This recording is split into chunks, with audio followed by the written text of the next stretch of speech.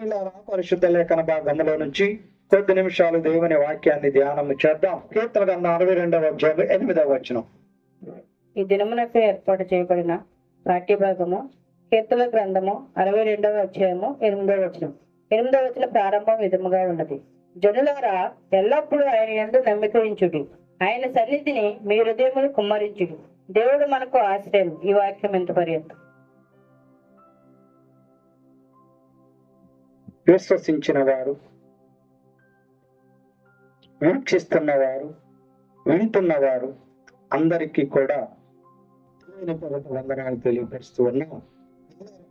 చదివిన వాక్య భాగంలో నుండి కొద్ది నిమిషాలు మనము వాక్యాన్ని ధ్యానం చేద్దాం. చదివిన వాక్య భాగంలో ఏమని రాయబడి ఉన్నది? జనులారా, ఎల్లప్పుడూ ఆయన యందు నమ్మిక ఉంచుడి. ఎవరికి చెబుతున్నది ఈ మాట? జనులారా అంటే జనానికి అందరికి, అంటే ప్రజలందరికీ. వారు వీరు అని తేడా లేకుండా, ఆ కులం ఈ కులం అని వ్యత్యాసం లేకుండా వాక్యము స్పష్టంగా తెలియపరచబడుతున్న మాట. జనులారా, ఎల్లప్పుడూ. ఎప్పుడు? కొద్ది రోజులు కాదు, కొద్ది నెలలు కాదు, కొద్ది సంవత్సరాలు కాదు. ఏమి చేయాలట? ఆయన యందు నమ్మిక ఉంచుడి. ఆయన యందు నమ్మిక ఉంచినప్పుడు మీ హృదయములను ఆయన సన్నిధిలో సంస్మరించారు.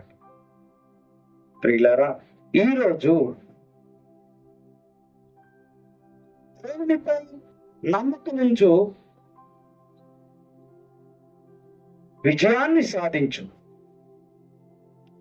అనేటువంటి అంశాన్ని మనము ధ్యానం చేద్దాం.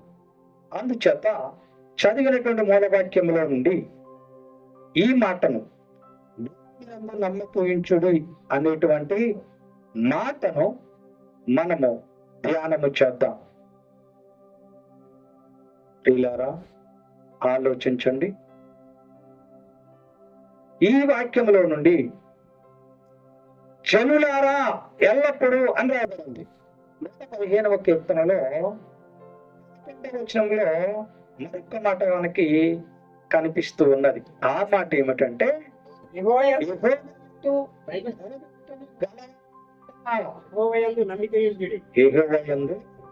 నమ్మిక ఉంచుడి. చూడండి, నమ్మకం ఉంచాలి. ఎవరి మీద నమ్మకం ఉంచాలి? దేవునిపై నమ్మకం ఉంచాలి. ఆయన చెప్తున్నాడు, నా యందు మీరు నమ్మిక ఉంచుడి అని. మరి ఎలాంటి నమ్మకం ఉంచాలి మనం? అసలు మనము దేవునిపై నమ్మకం ఉంచగలుగుతున్నామా? దేవునిపై నమ్మకం కలిగి ఉన్నామా? యాదృచ్ఛికంగాను, యథాలాపంగాను, మొక్కుబడిగాను దేవుని నమ్ముతున్నామా? ఎలా నమ్ముతున్నాం మనం? ప్రియులారా, మనము గమనించినట్లయితే నీవు దేవునిని ఎలా నమ్మాలో కూడా వాక్యములో స్పష్టంగా తెలియపరచబడుతుంది. కానీ మనం ఈ లోకములో అనేకమైన మనుషులను, అనేకమైన నాయకులను, అనేకమైనటువంటి మనుషులు చేసిన వాటిని నమ్ముతూ ఉన్నాం. కానీ మనుషులను చేసిన దేవుని నమ్మలేకపోతూ ఉన్నాం. అందుకే సామెతల గ్రంథంలో 3వ అధ్యాయంలో 5వ వచనంలో ఒక మాట మనకి తెలియపరచబడుతున్నది. మీరు దేవునిని నమ్మండి అని చెబుతున్నటువంటి మాట మీరు ఎలా నమ్మాలంటే, మీ స్వబుద్ధిని ఆధారం చేసుకుని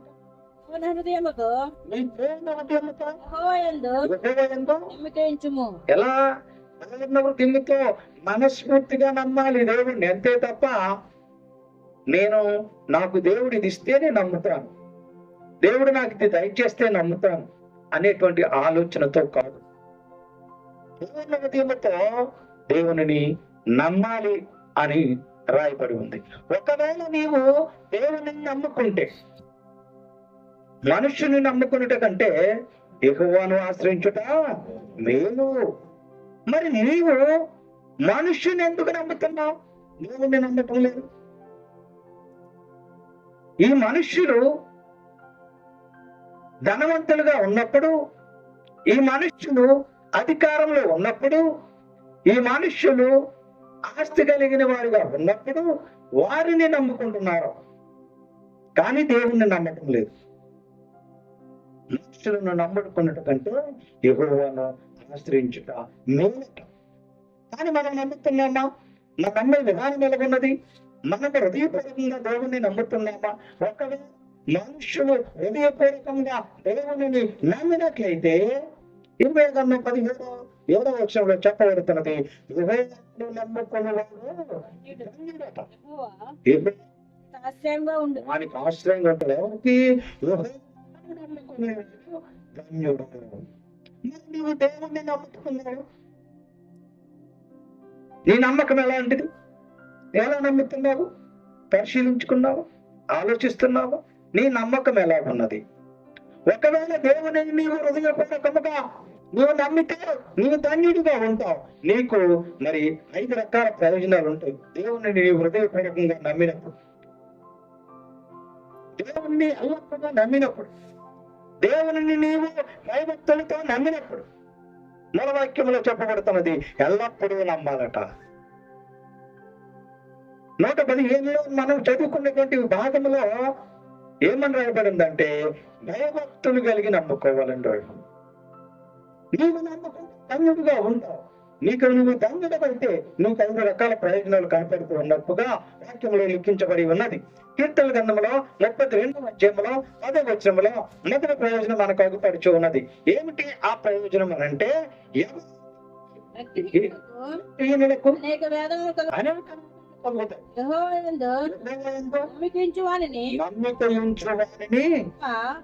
ఏమిటి? కృప ఆవరించుచున్నది. ఆయనను నమ్మితే ఆయన కృప నిన్ను ఆవరిస్తూ ఉంటది. చూడండి, మేఘము ఆవరించిందండి అంటారు. ఏంటి ఆవరించడం అంటే? ఏమిటి? అలా మూసుకుపోయి ఉంటది. ఎండ రాకుండా ఆ మేఘము ఆవరించినప్పుడు నీడ వస్తూ ఉంటది. అలాగనే నీకు దేవుని నీవు హృదయపూర్వకముగా ఎల్లప్పుడూ కూడా భయభక్తులతో కలిగి నమ్ముకుంటే నిన్ను నుంచి ఉంటది అని వాక్యము సెలవిస్తూ ఉన్నది. ప్రియులారా, మొదటిది మనం గమనించుకుందాం. మనకు కనిపిస్తూ ఉన్నది, నీవు నమ్ముకుంటే హృదయపూర్వకంగా భయభక్తులు కలిగి ఎల్లప్పుడూ ఆయన నీవు నమ్ముకుంటే నీ మార్గంలో ఆయన నీ కార్యమును నెరవేర్చును. మేమేమనుకున్నా జరగటం లేదు. మరి నువ్వు ఎలాగా అనుకుంటున్నావు? ఆయన మీద ఆనుకుని అనుకుంటున్నావా? ఆయన్ని నమ్ముకుని అనుకుంటున్నావా? అలా నమ్ముకుంటే భయభక్తులు కలిగి నీవు నమ్ముకుంటే, హృదయపూర్వకంగా ఆయన నీవు నమ్ముకుంటే ఆయన ఏం చేస్తాడు? నీవు తలపెట్టిన కార్యమును ఆయన చేసి చూపెడతాడట. హృదయపూర్వకముగా భయభక్తులతో ఆయనను ఎల్లప్పుడూ నమ్ముకుంటే నీ కార్యమును ఆయన నెరవేర్చేవాడు. రెండవది కూడా మనము చూసాము. చూద్దాం. సామెతల గ్రంథంలో 28వ అధ్యాయంలో 25వ వచనాన్ని చదువుకున్నదాం. సామెతల గ్రంథము 28వ అధ్యాయము, నమ్మిక ఉంచువాడు దేవునికి స్తోత్రం. దేవుని మీద ఎవరైతే నమ్మకం పెట్టుకుంటారో వారు వర్తిల్లుతారు. నీ జీవితంలో అభివృద్ధి కలుగుతారు. నీ జీవితంలో అగుపరుచు ఉంటారు. ఎప్పుడు తెలుసా? ఆయనను నీవు నమ్ముకున్నప్పుడు, నమ్ముకున్నప్పుడు నీ యొక్క వర్తిల్లు, నీ యొక్క దేవుడు అనుగ్రహిస్తాడు అని 3వ అంశముగా మనకు తెలియపరచబడుతూ ఉన్నది. ప్రియులారా, కూడా మనం గమనించుతున్నాం. 7వ గ్రంథంలో నుండి 22వ అధ్యాయంలో వచనాలు మనము చూసినప్పుడు నీవేదైతే చదవండి, నీవు ఆయనకు ప్రార్థన చేయగా ఆయనకు ప్రార్థన చేయగా ఆయన ఆయన నీ మనవి ఆలకించి నీ మనవిని ఆలకించును, మొక్కుబళ్ళు నువ్వు మొక్కుబడులు చెల్లించదు. నువ్వు చెల్లించదు, మరియు నీవు దేనినైనా నీవు దేనినైనా యోచన చేయను, స్థిరపరచబడును. అది నీకు స్థిరపరచబడు. నువ్వేంటైతే ఆలోచిస్తున్నావో నీ కుటుంబం కొరకో, నీ జీవితం కొరకో, నీ బిడ్డల కొరకో, నీ ఇంటి కొరకో, నువ్వేదైతే ఆలోచిస్తున్నావో అది నీకు ఏమవుతుందంట, స్థిరపరచబడుతూ ఉన్నది. ఇప్పుడు నీవు దేవుడిని హృదయపూర్వకముగా భక్తులతో ఎల్లప్పుడూ నమ్ముకుంటే, నాలుగవది చూసాం మనం గమనించుదాం. సామెతల గ్రంథం 3వ అధ్యాయంలో నుంచి 26వ వచనాన్ని చదువుతాం. సామెతల గ్రంథం 3వ అధ్యాయం 26వ వచనాన్ని చదువుకుందాం. యెహోవా నీకు ఆధారమగును, చిక్కబడకుండా నీ కాలు చెక్కబడకుండా నిన్ను కాపాడును. ఆయన నిన్ను కాపాడును. నీకు ఇస్తారా? మీరు ఆయన నమ్ముకుంటే ఆయన నీకు ఆధారముగా ఉంటాడు. నీ కాలు చిక్కబడకుండా ఆయన ఏం చేస్తాడంట, నిన్ను కాపాడుతాడు. ఇరుకుల్లో చిక్కకుండా, ఇబ్బందుల్లో చిక్కకుండా, ఆర్థిక మరి ఇబ్బందుల్లో చిక్కకుండా, అనారోగ్యాల్లో చిక్కపడకుండా ఆయన నిన్ను కాపాడుతాడు. ఎప్పుడు నీవు ఆయనను హృదయపూర్వకముగా, నీవు ఆయనను భయభక్తులతో, నీవు ఎల్లప్పుడూ ఆయనను నమ్ముకున్నప్పుడు నీకు 5 వాగ్దానాలు దేవుడు బయలుపరిచాడు. ప్రియులారా గమనించండి. మొట్టమొదటి వాగ్దానం ఏమిటి మనము చెప్పుకున్నాం? కృప ఆవరిస్తుంది. రెండవది నీ కార్యము నెరవేర్చబడుతున్నది. మూడవది నీవు వర్ధిల్లుతావు. నాలుగవది నీ యొక్క ఆలోచనను ఆయన సఫలీకృతం చేస్తాడు. ఐదవది నీ కాలు చిక్కపడకుండా ఆయన నిన్ను కాపాడుతాడు. కానీ ఈ మనుష్యులకు దేవుని పైన ఉన్న నమ్మకం రోజు రోజుకి సన్నగిల్లిపోతూ ఉన్నది. రోజు రోజుకి దేవుని పైన విశ్వాసం సడలిపోతూ ఉన్నది. కారణం ఏమిటో అర్థం కావటం లేదు. దేవుడు వాగ్దానం ఇచ్చాడు, నీకు 5 వాగ్దానాల చేత నిన్ను బలపరుస్తాను, స్థిరపరుస్తానని వాగ్దానం ఇచ్చాడు. కానీ ఈ మనుష్యుడు దేవుని పైన నమ్మకము సన్నగిల్లిపోతూ ఉన్నది. చూడండి, దావీదు గారిని ఒకసారి మనము పరిశీలన చేసుకుందాం. ఎందుకనంటే దావీదు గారు దేవునికి ఇష్టమైన వాడే కదా. మరి దావీదు గారు కూడా నమ్మకాన్ని వదులుకునే పరిస్థితికి వచ్చాడు. మనకేమన్నా కష్టాలు వచ్చినాయి అనుకోండి, బాధలు వచ్చినాయి అనుకోండి, ఇరుకులు వచ్చినాయి అనుకోండి, ఇబ్బందులు వచ్చినాయి అనుకోండి, మనం ఏం చేస్తున్నామో దేవుని పైన అనుకోవటం లేదు, దేవుని నమ్ముకోవటం లేదు. ఇస్తున్నాం, ఏడుస్తున్నాం, బాధపడుతూ ఉన్నాం. ఇంతేనా నా బ్రతుకు, ఇంతేనా నా జీవితం అని మనము ఎన్నోసార్లు ఆవేదన గురవుతూ ఉన్నాం. అలాగే దావీదు గారు కూడా అట్టి పరిస్థితిలోకి వెళ్ళిపోయాడు. చూడండి, 1 సమూయేలు గ్రంథంలో నుంచి 30వ అధ్యాయంలో వచ్చినాన్ని మనం గమనిస్తాం. ఏమేం జరిగిందంటే అమాలేకీయులు ఈ యొక్క ఇశ్రాయేలు జనాంగం మీదకి యుద్ధానికి వచ్చేసారు. ఈ యుద్ధానికి వచ్చేసి మీరు యొక్క అందరినీ కూడా తీసుకెళ్ళిపోయారు. దావీదు మిక్కిలి దుఃఖపడెను మరియు తమ తమ కుమారులను బట్టి కుమార్తెలను బట్టి జనులందరికీ ప్రాణం ఇచ్చినందున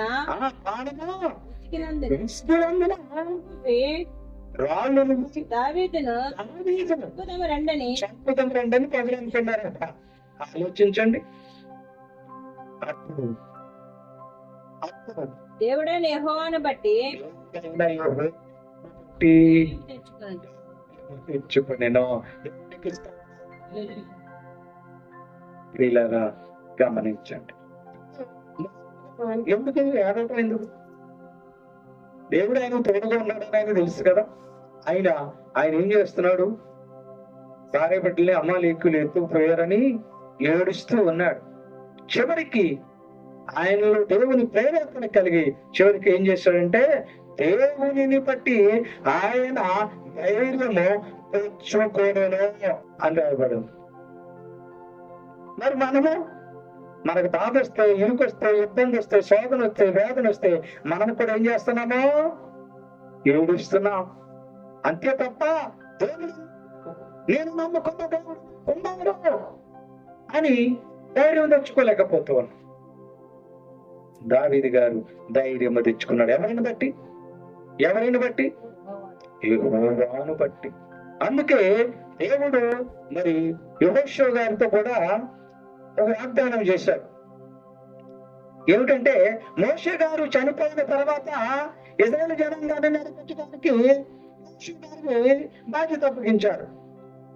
యెహోషువ గ్రంథంలో 1వ అధ్యాయంలో 9వ వచనంలో ఇక్కడ దేవుడు యెహోషువకు ఒక వాగ్దానం ఇచ్చాడు. ఏమిటేది అంటే 1వ అధ్యాయంలో 9వ వచనంలో, నిబ్బరము కలిగి ధైర్యముగా ఉండుము, పడకము చేయకము అని వాగ్దానం ఇచ్చాడు. ఎందుకు ఇచ్చాడు అంటే, భయపడతాడేమో. అయ్యో, మోషే లాంటి ఆయనే వీళ్ళంతా చదువుకున్నారు కదా, మరి నా పరిస్థితి ఏమిటి? నేను వీళ్ళు ఎలా నడిపించగలను అని ఒకవేళ హృదయంలో ఆయనకు తలంపు వచ్చినదేమో. అందుకే దేవుడు వాగ్దానం ఇచ్చాడు. యెహోషువ గ్రంథంలో 1వ అధ్యాయం 9వ వచనంలో, నేను నీకు ఆజ్ఞించుచున్నాను కదా.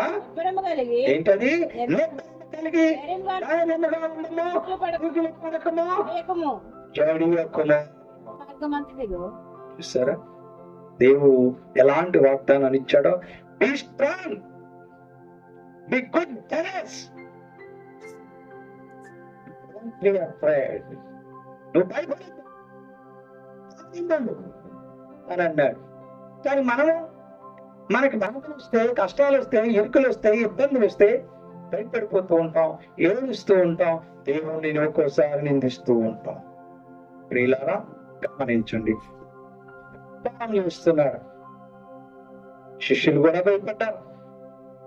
శిష్యులు భయపడి చివరికి ఆయనను నిద్రపోయిన ఆయన లేపారు. మార్కు సువార్త 8వ అధ్యాయంలో ఆ మాటలు మనకు కనిపిస్తూ ఉన్నాయి. 35 నుంచి 40 వచనాలు. ఆయన ధోని ఎక్కి సంచారం చేస్తూ ఉన్నప్పుడు ఆ ధోనిలో ఆయన నిద్రపోతున్నాడట. ఈ లోపు వచ్చింది పెద్ద తుఫాను వచ్చింది. భయపడిపోయారు, వణికిపోయారు.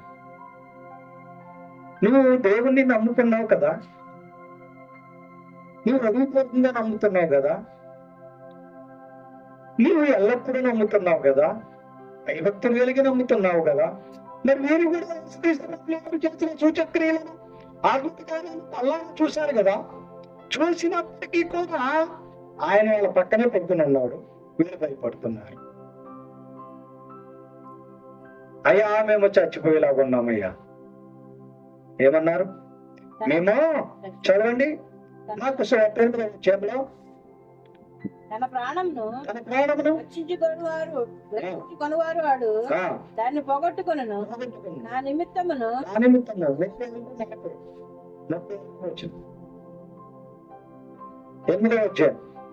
మార్కు సువార్త రక్షించుకొని వాడు దాన్ని పోగొట్టుకున్నావు. నా నిమిత్తము 7వ అధ్యాయం చూడండి. మార్కు సువార్త 7వ అధ్యాయం చూడండి. అక్కడ ఆ శిష్యులు ధోని ఎక్కి ప్రయాణం చేస్తున్నప్పుడు యేసుక్రీస్తు ఆ ధోని ఆయన ధోని ఎక్కి పడుకున్నప్పుడు పెద్ద గాలి తుఫాను వచ్చింది. ఈ గాలి తుఫాను రాగానే వీరు భయపడిపోయారు. అల్ప విశ్వాసులారా, అంటే కొద్ది నమ్మకం కలిగిన వారులారా, మీరు ఎందుకు భయపడుతున్నారు అని అడిగాడు ఆయన. అంటే భయపడిపోయారు. వీళ్ళారా ఆలోచన వచ్చండి. ఈ భయపడిపోయినప్పుడు ఆయన అంటున్నాడు వీళ్ళని ఏమనంటే అల్ప విశ్వాసులారు. ఏమిటంట? అల్ప విశ్వాసం అంటే ఏమిటి? నమ్మకం లేని వాళ్ళని. అంటే ఇప్పుడు దేవుని వాక్యం చెప్తున్నది ఆయన ఎందుకు నమ్మకం చూడాలప్పుడు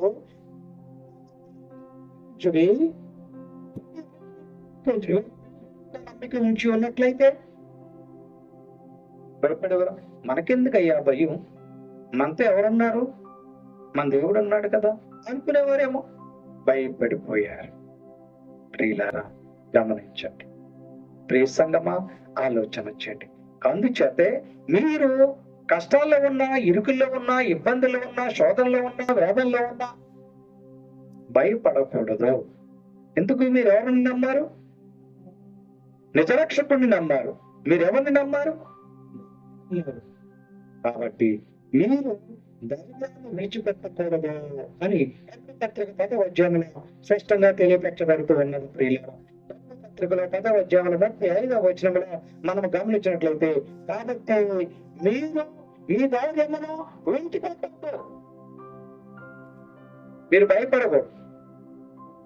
ధైర్యాన్ని విడిచిపెట్టారు అంటే మీరు భయపడుతున్నట్లు లెక్క. చిన్నదానికే భయపడిపోయి చూడండి. కాబట్టి ఈ ధైర్యమును విడిచిపెట్టకుడి. దానికి ప్రతిఫలము ప్రతిఫలము బహుమానము కలుగును. మీరు దేవుని చిత్తమును నెరవేర్చిన వారై వాగ్దానము పొందిన ఓపిక అవసరమై ఉన్నది. కాబట్టి మీరేం చేయాలంటే ధైర్యాన్ని విడిచిపెట్టకూడదు. ధైర్యాన్ని విడిచిపెడితే భయం వచ్చేస్తుంది. భయం పారిపోవాలంటే ధైర్యం ఉండాలి. మన పిరికివాడమా? మన దేవుడు ఏమన్నా పిరికివాడా? రాయబడినది. ఎందుకు ఈ మనుషులు భయపడుతున్నారు? దేవుని నమ్మిన వారు ఎందుకు భయపడుతున్నారు? వాగ్దానం ఇచ్చాడు దేవుడు. చదువుకొని వాగ్దానం ఇచ్చాడు దేవుడు. ప్రియ సంగమా, ప్రియ విశ్వాసులారా గమనించండి. మరి ఎందుకు భయపడుతున్నారు? తిమోతి 2వ పత్రికను చూద్దాం. ఎందుకు ఈ మనుషులు భయపడుతున్నారు? తిమోతి 2వ పత్రికలో 1వ అధ్యాయంలో 7వ వచనంలో చెప్పబడుతున్నది, దేవుడు ఒకటి శక్తియు ప్రేమయు ఇంద్రియ నిగ్రహము గల ఆత్మనే ఇచ్చి ఉన్నాడు.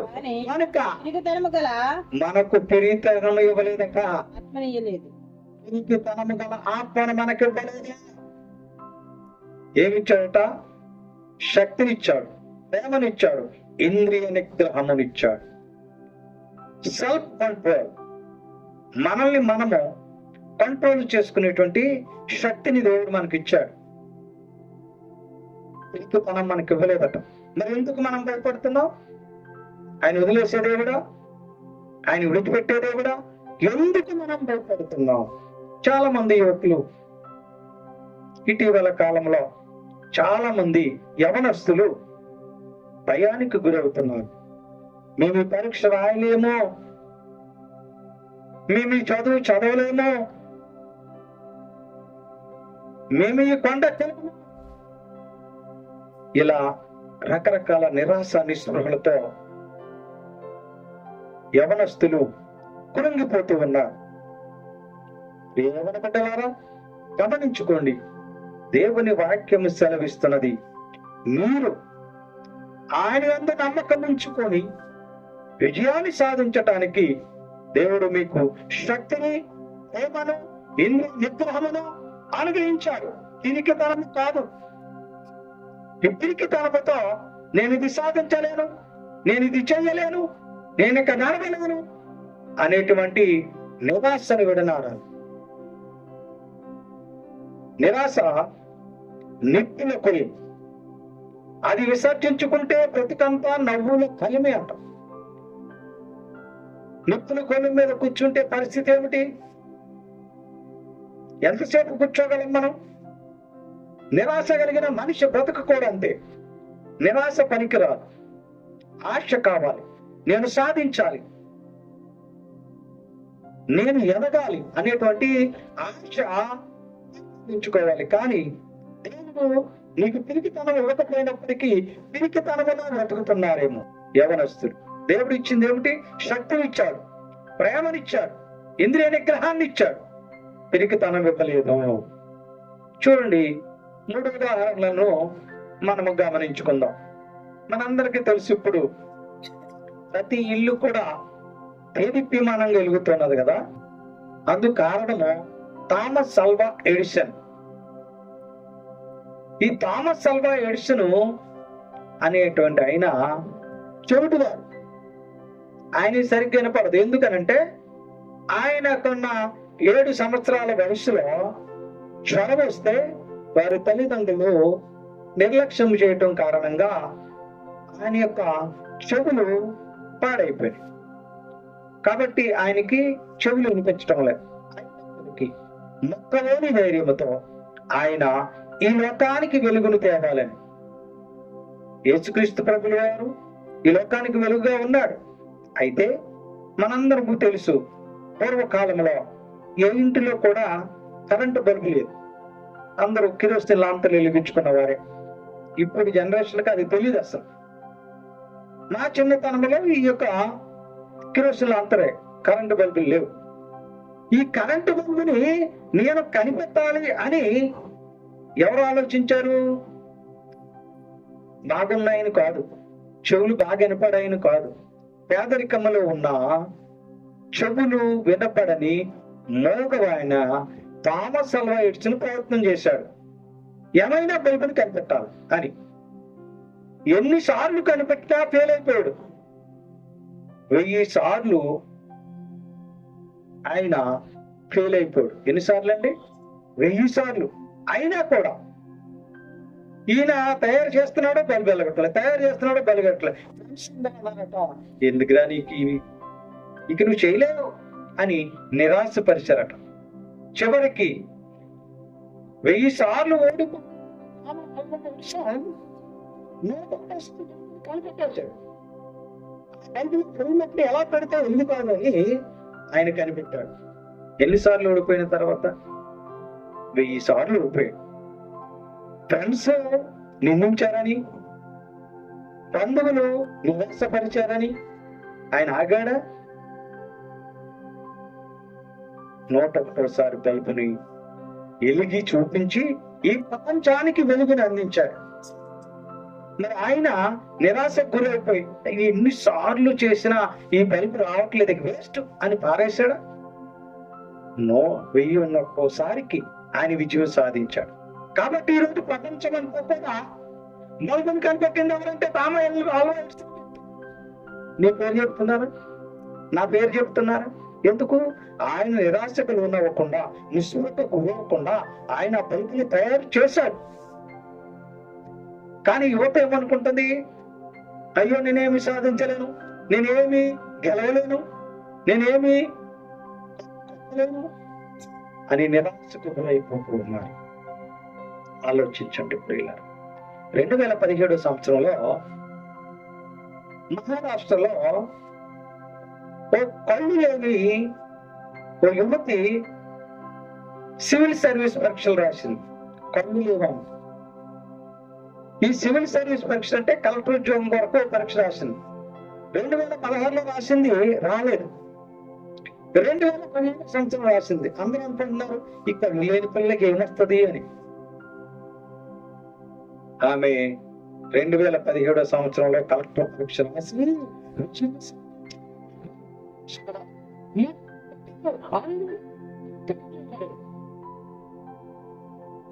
కళ్ళు లేని ఆమె కలెక్టర్ ఉద్యోగం సాధించింది. కళ్ళున్న యువత ఏమంటున్నారు? మేము చేయలేము, మేము సాధించలేమని నిరాశకు లోనవుతున్నారు. కళ్ళు లేని వారు సాధించదు, కళ్ళున్న వారు నిరంతకు సాధించలేకపోతున్నారు. అంటే నీలో లేకమా, నీ ప్రయత్నంలో లేకుండా ఆలోచించుకోవాలి. నమ్మకం ఉంచు, దేవుని పైన నమ్మకం ఉంచుకో, విజయం సాధించుకో అని రాయబడి ఉన్నది. చూడండి, గత నెలలోనే ఇప్పుడు ఆంధ్రప్రదేశ్ కి శాసన మండలి చైర్మన్ గా కొయ్య మోక్షం రాజు గారు అని మన భీమవరం ప్రాంతానికి చెందినవారు. వారి కుమారుడు చిట్టురాజు గారట. ఆయన 6 సార్లు కలెక్టర్ అవ్వాలని పరీక్ష రాశాడు. 6 సార్లు ఫెయిల్ అయిపోయాడు.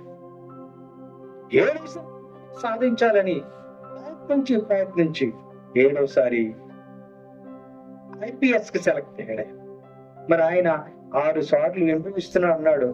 నేను 6 సార్లు ఫెయిల్ అయిపోయినప్పుడు అందరూ నన్ను అసహించుకున్నారు, హేళన చేశారు. అయినా వారిని నేను లెక్క చేయలేదు. నేను ఏమైనా సాధించాలనేటు కష్టం నేను రాసి ఈ ఉద్యోగాన్ని పొందాను అని పోయిన నెలలో ఇంటర్వ్యూ ఇచ్చారు ఆయన. నేను ఎందుకు పెరుగుతాను? దేవుడు నీకు పెరుగుతనం ఇచ్చాడా? ఏమిచ్చాడు? శక్తిని, ప్రేమను, ఇంద్రియ నిగ్రహమును దేవుడు నీకు అనుగ్రహించినప్పుడు నీకు నమ్మకం ఉంటే దేవునిపై నువ్వు ఆనుకుంటే నువ్వెందుకు ప్రయత్నించడం లేదు? ఆలోచించుకోవాలి. మరొక విషయాన్ని మనము గమనిద్దాం. ఒకరోజు అంట ఒక తల్లి తన యొక్క కోడి పెట్టను గుడ్లతో పొదుగు వేయాలని ప్రయత్నం చేస్తున్నదట. కోడి ఆ చెట్ల నీడకు వెళ్ళి గుడ్లు పెట్టేదట. ఒక రోజున ఆ చెట్టు నీడకి ఒక గ్రద్ద వచ్చి గుడ్డు పెట్టిందట. ఈమెమనుకున్నదంటే ఇది మా కోడి పెట్టిందిలే అనుకుని ఆ యొక్క గ్రద్ద గుడ్డుని కూడా కోడి పెట్టతో పాటు కోడి గుడ్లతో పాటు పొదుగు పెట్టిందట. అవన్నీ పొదిగినవి, పిల్లలైనవి. ఆ పిల్లలు అలా అలా ఆడుకుంటూ ఉండగా ఈ గ్రద్దకి పెట్టిన గుట్టుకి వచ్చిన పిల్లలను చూశారు. ఈ పిల్ల ప్రతిరోజు ఇలా పైకి చూస్తుందంట. కోడి పిల్లలన్నీ నామో తలకాయ ఉంచుకొని కింద తిరుగుతూ ఉన్నాయి. ఈ గ్రద్ద పిల్ల ఏం చేస్తుంది? రోజు పైకి చూస్తుందట. కోడి పిల్ల అన్నయ్యట, ఏంటి రోజు పైకి చూస్తున్నావు ఏంటి అంటే, నాకు ఎగరాలని ఉంది అందట. ఎందుకు ఎగరాలనిపిస్తుంది దానికి? దాని బియ్యం మీద ఏముంది? ఎగిరే శక్తం. అది ఎవరి పిల్ల? గ్రద్ద పిల్ల. మరి గ్రద్ద పైకి ఎగురుతుంది కదా. ఈ కోడి పిల్లలు అనుకుంటున్నాయి ఇది పిచ్చిది రోజు పైకి చూస్తుంది. కానీ ఈ కోడి పిల్లలతో పాటు పెరిగినటువంటి గ్రద్ద పిల్ల ఎదగలేదు, పైకి ఎగరలేదు. ఎందుకు ఎగరలేదు? తన డిఎన్ఏలో ఎగిరే శక్తి ఉన్నది. ఒక గ్రద్ద అంట ఒక రోజుకి 180 మైళ్ళు పైకి ఎగురుతుందట. అంటే ఏంటి? 290 కిలోమీటర్ల దూరం ఎగరగలుగుతారు. ఈ గ్రద్ద పిల్లలు ఆ శక్తి ఉన్నది. కానీ ఈ కోడి పిల్లలను చూసి ఎప్పుడు కూడా ఈ గ్రద్ద పిల్ల పైకి చూస్తుంది, ఎగరాలనుకుంటుంది, కానీ ఎగరతలేదు. కారణం ఇది ఎవరితో పెరిగింది? ఇక్కడ ఎగరలేని కోడి పిల్లలతో. మహా ఎగిరితే కంచి మీదకి ఎగిరితాయి కోళ్ళు, పైకి ఎగరలేవు. కానీ గ్రద్ద మేఘాలు వస్తున్నప్పుడు ఆ మేఘాల వర్షం నుంచి తడవటానికి ఇష్టపడక మేఘాల అవతలికి ఎగిరిపోదట గ్రద్ద. అంతటి శక్తి ఆ గ్రద్ద ఉన్నది, ఆ గ్రద్ద పిల్లలు ఉన్నది. కానీ అది ఎగరలేదు. ఒక్కరోజు కూడా ప్రయత్నించలేదు. ఎగరాలని ఆలోచిస్తుంది, ఎప్పుడు అనలేదు. కారణం అది పెరిగిన వాతావరణం. తన స్నేహితులు ఎగరలేనోడు, వాళ్ళతో పాటే కలిసిపోయి అలాగే తన జీవితాన్ని కొనసాగించుకుంటూ పోయింది. కానీ దేవుడు నీకేమిచ్చాడు? శక్తినిచ్చాడు, ప్రేమనిచ్చాడు, నిజమైన శక్తినిచ్చాడు. తనం ఇవ్వలేదు. కానీ నువ్వు ప్రయత్నించడం లేదు. నేనేమి చేయలేను, నేను సాధించలేను, నా వల్ల కాదు, నేను ఫెయిల్ అయిపోతానేమో, నేను ఉద్యోగం సాధించలేనేమో, ఈ పరీక్షలో నేను నెక్కలేనేమో అనేటువంటి ఆత్మీయత భావనతో నేటి యువత నిరాశ నిస్పృహలోకి వెళ్ళిపోతూ ఉన్నారు.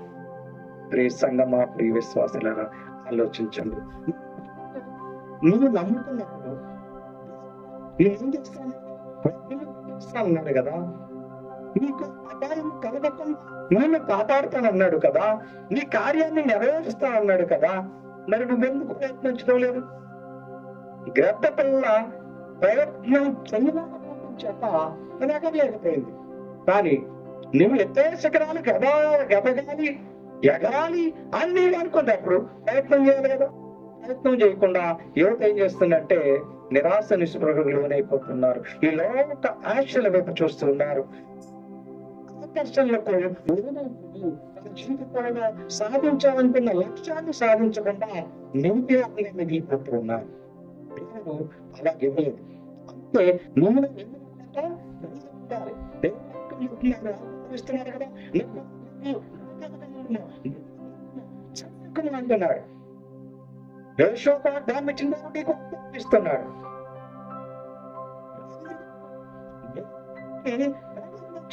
మరి నీకెందుకు లేదు ధైర్యం? నువ్వు ఎందుకు ఆ ధైర్యాన్ని పెంపొందించుకోలేకపోతూ ఉన్నావు? దేవుని వాక్యం సెలవిస్తున్నది. ఫిలిప్పీ పత్రిక ఒకసారి చదువుదాం. ఫిలిప్పీ పత్రిక 4వ అధ్యాయము 13వ వచనాన్ని చదువుదాం. ఫిలిప్పీ పత్రిక 4వ అధ్యాయం 13వ వచనాన్ని ఒకసారి చదువుకుందాం. ఎప్పుడైతే నీవు దావీదుగా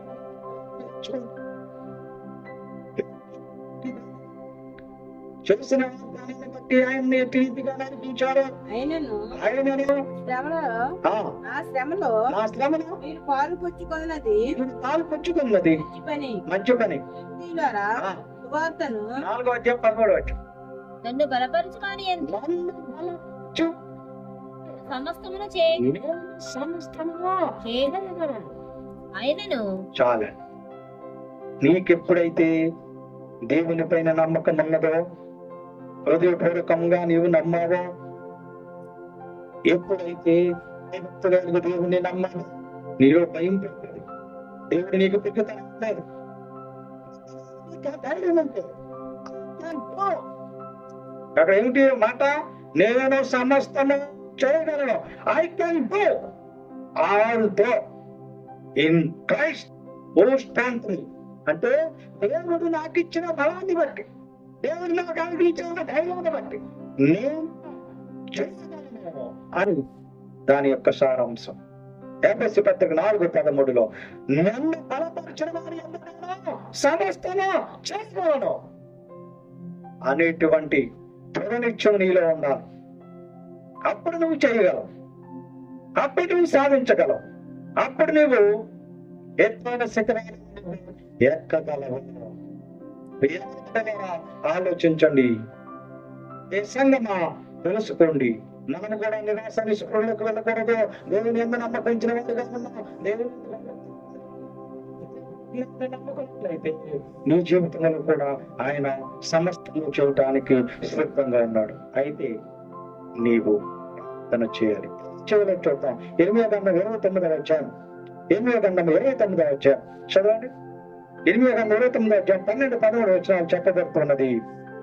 మీరు నాకు మొర్ర పెట్టుదురేనని, మీరు నాకు మర్ర పెట్టుదురని, మీరు నాకు ప్రార్థన చేయొచ్చు మీరు నాకు ప్రార్థన చేయొచ్చు ఒత్తురేనని, చేస్తూ చేస్తున్నారు కనుక నేను మీ మనవి ఆలకించి మీ మనని ఆలకించును. మీరు నన్ను వెతుకుతున్నదా మీరు నన్ను వెతుకునేదలా వచ్చి చాలా చేయనడలా విచారణ చేసినప్పుడు మీరు నన్ను కనుగొందురు. మీరు నన్ను కనుగొందరు.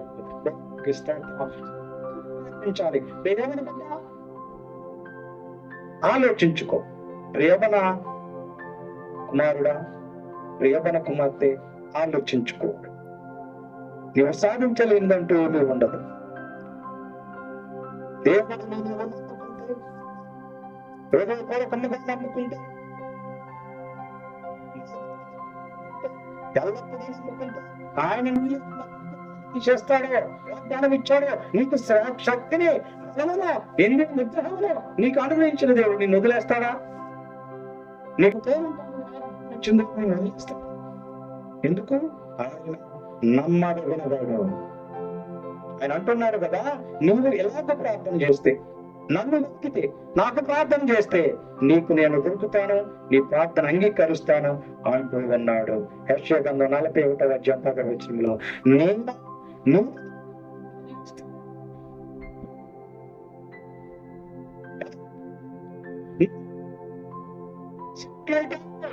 నీవు దోషుడు అని నేను నిన్ను ఉపేక్షింపక ఏర్పరచుకుంటున్నాను.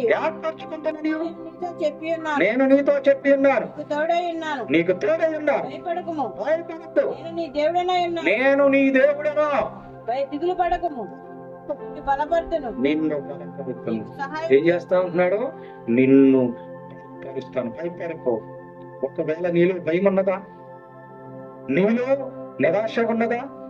నీలో అబద్ధత ఉన్నదా? అయితే నేను నిన్ను బలపరుస్తాను.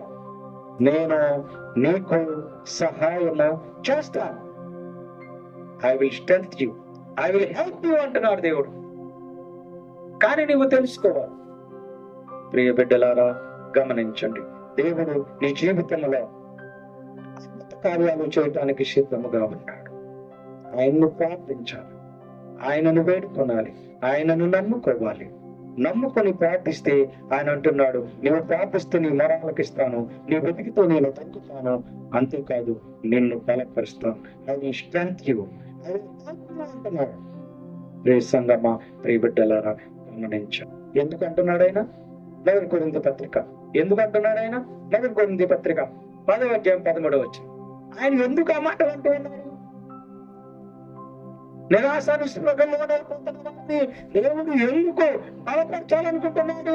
సాధారణముగా సాధారణముగా మనుషులకు కడుపు శోధన తప్ప కలుగు శోధన తప్ప మరేది నీకు తగలదు, సంభవించలేదు. దేవుడు నమ్మదగినవాడు, దేవుడే నమ్మదగినవాడు. నమ్మదగిన వాడు. నమ్మదగిన వాడు కనుక మీరు సహింపగలిగినంత అంతే ఎక్కువగా ఆయన మిమ్మల్ని శోధించడు. అంతేకాదు సహింపగలుగుటకు ఆయన శోధనతో కూడి తప్పించుకునే మార్గము నీకు చూపించే దేవుడు. ఎందుకంటే తెలుసా? ఆయన నమ్మదగిన వాడు. అందుకు ఆయన నమ్మమంటున్నారు. నేను నమ్మదగిన వాడిని. నీవు మొయ్యగలిగినంత భారం తప్ప నీకు నెత్తి మీద ఇంకెక్కువ భారం పెట్టినావు. ఒకవేళ భారం ఉన్నప్పటికీ ఆ భారం నుంచి నువ్వు తప్పించుకునే మార్గం నేనే చూపిస్తాను. ఎందుకు? నమ్మదగిన వాడు మన దేవుడు. నీవు ఆయనను నమ్ముకోవాలి. నమ్ముకుని ఎన్నో రకాల ప్రయోజనాలు. నువ్వు ఆ నమ్మకాన్ని సడలించుకొని నీవు అనితతో మహిమతో నిరాశ నిస్సులతో బ్రతకటానికి దేవుడు నీకు పెరుగుతాను ఇవ్వలేదు. కాబట్టి ప్రియ సంగమా, ప్రియ యవ్వన బిడ్డలారా గమనించండి. దేవుడు నీ జీవితంలో ఈ బ్రతుకులో ఎన్నో అద్భుత కార్యాలు చేయడానికి సిద్ధంగా ఉన్నాడు. ఆయనకు నీవు ప్రార్థన చేయాలి, ఆయన్ని అడగాలి, ఆయన్ని వేడుకోవాలి. యాగలాపంగా కాదు, ఎవరు మొక్కులుగా కాదు ప్రార్థన, పూర్వక ప్రార్థన. ఏమి నమ్మిక నుంచి బయలుదేరి ఆయన సన్నిధిని కుమ్మరించాలి. కుమ్మరించడం అంటే హేక్షతో ప్రార్థన చేయాలి. మనం ప్రార్థన చేస్తున్నప్పుడు చేమ కుట్టినా తెలియకూడదు. ఎందుకు? హృదయంలో నుంచి రావాలి. హృదయంలో నుంచి దేవునికి ప్రార్థన రావాలి. నీవు ప్రార్థన చేస్తే నిన్ను బలపరుస్తాను, I will strength you, I will help you అని ఆయన వాగ్దానం చేస్తున్నాడు. కాబట్టి ప్రియులారా గమనించండి, నమ్మదగిన దేవుడు మనకుండగా మనకు భయం ఎందుకు? ఇశ్రాయేలు జనాంగానికి తోడుగా ఉన్న దేవుడు నీకు తోడుగా ఉంటున్నట్టు. యోషువ గారికి భయపడద్దు, నీకు బలాన్ని శక్తిని అనుగ్రహిస్తాను, జరుగు అని వాగ్దానం ఇచ్చిన దేవుడు నీకు కూడా వాగ్దానం చేస్తున్నాడు. భయపడద్దు, ఏ విషయంలో కూడా భయపడద్దు. నువ్వు సాధించాలనుకున్న కార్యం సాధించడానికి ఆయన నీకు తోడుగా ఉంటానని వాగ్దానం చేస్తున్నాడు. కావున ప్రేమైన సంగమా, ప్రేమైన యవ్వన బిడ్డలారా గమనించండి. దేవుడిని మనస్ఫూర్తిగా హృదయపూర్వకంగా నమ్ముకోండి, ఆయనను వేడుకోండి. ఆయన అనుగ్రహించే దీవెనలకు ఆశీర్వాదాలకు మీరందరూ పాత్రలుగా ఉండాలని మీకు తెలియపరుస్తూ ఈ నా కొద్ది మాటలు ముగిస్తూ ఉన్నా. దేవుడి వాక్యమును మనందరి వెనుకిడిలో దీవించును గాక. ఆమేన్. మీ అందరికీ నా వందనములు.